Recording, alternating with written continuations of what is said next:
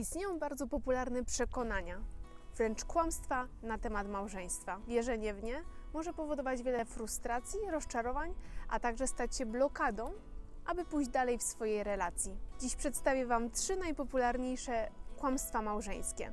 Uwaga, może dziś trochę zaboleć. Zapraszam Was na kolejny odcinek.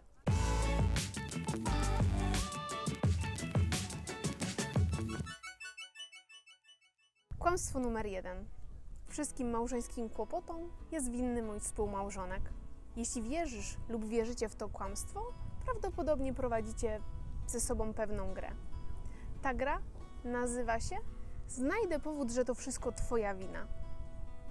Polega na tym, aby udowodnić drugiej osobie, że jest winna temu, jak wygląda ich życie, ich małżeństwo, ich rodzina, ich praca i właściwie wszystko. Zasadniczo niesie ze sobą jedno przesłanie. Ty robisz wszystko źle, a ja robię wszystko dobrze. Ulubione zwroty w tej grze. Gdybyś choć raz docenił, co dla Ciebie robię. Ty nigdy nie powiedziałeś mi miłego słowa. Ty zawsze tak postępujesz.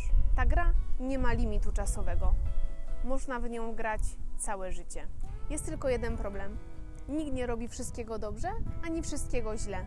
Każdy z nas ma wady, słabości i gorsze dni i one powodują, że między nami nie jest zawsze cudownie. Jako walkę z tym kłamstwem proponuję Ci spojrzenie także na swoje wady. Nabierzesz dystansu do siebie i dasz prawo innym do bycia nieidealnym. Kłamstwo numer 2. Mój małżonek powinien zaspokajać wszystkie moje potrzeby.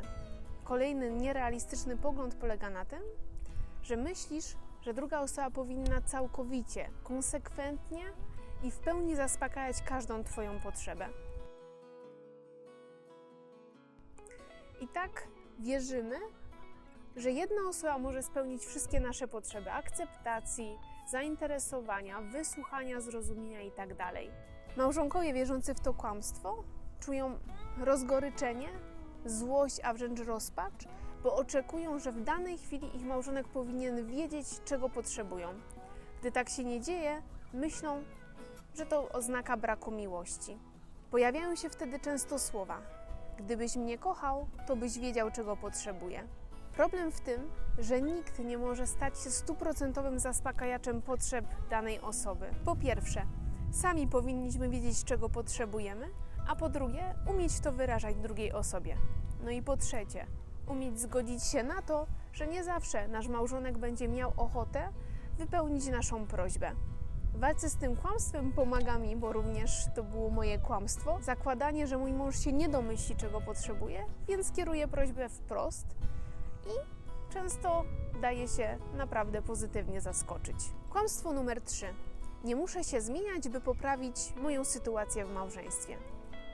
Gdy byłam nastolatką, zdarzało się, że byłam sama w domu. Słuchałam wtedy różnej muzyki, choć faktycznie na muzyce w ogóle się nie znam, ale pamiętam jeden wieczór, kiedy leciał w tle Ryszard Rękowski, a ja, patrząc w lustro głęboko w oczy, śpiewałam piosenkę. Inny nie będę, lepszy nie będę, może gorszy.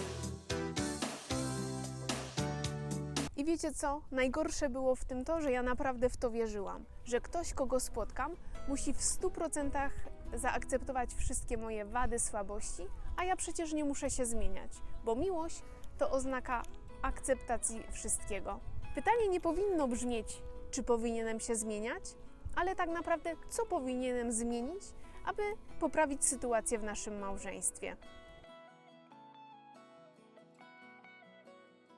Osiągnięcie bliskości w związku polega na pracy nad własnymi wadami, słabościami, ale nie chodzi o to, aby robić rzeczy, które uderzają w naszą godność lub których naprawdę nie chcemy robić.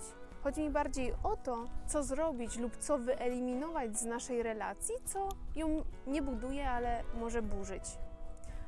Może jest coś, co właśnie sprawia przykrość Twojemu małżonkowi, jak Twoje na przykład czepialstwo czy krytykanstwo. To najczęstsze kłamstwa małżeńskie, w które wierzymy. Jeżeli Cię coś dotknęło, to pozwól sobie pomyśleć nad tym. Daj sobie czas i zbadaj to, jak reagujesz, kiedy ktoś nie spełnia Twoich oczekiwań.